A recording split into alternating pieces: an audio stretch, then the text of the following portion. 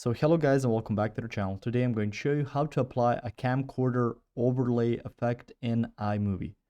Now in order to do this, first open up your app and you can start a new project, or you can just use one of the projects on here and click on the edit button. Now through here you can see I've added something and I want it to look like a camcorder took the shot. Now you will need to do a couple of things. So you will need to add the video or image you'd like to use as the camcorder overlay to the timeline.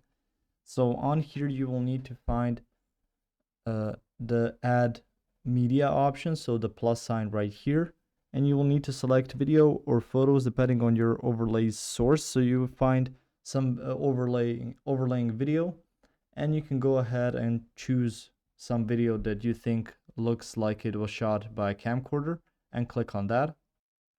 And if you think it looks what you want to look, could be picture in picture, it can be split screen or cutaway depending on the desired overlay effect, but most likely it's going to be picture in picture.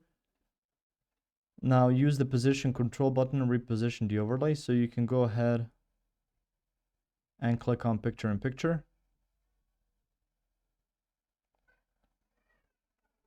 So if you put in record or something similar to that, you can just go ahead and reposition it and maybe add a recording button to look like a camcorder took the shot, and it can be like this picture in picture. So that's something you can try out for the overlay look.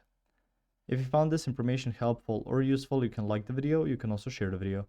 You can subscribe to the channel and click the notification bell to get notified about new videos on iMovie or some other topics you might enjoy as well. Thank you very much for watching this video, and as always, I'll see you guys in the next one. Goodbye.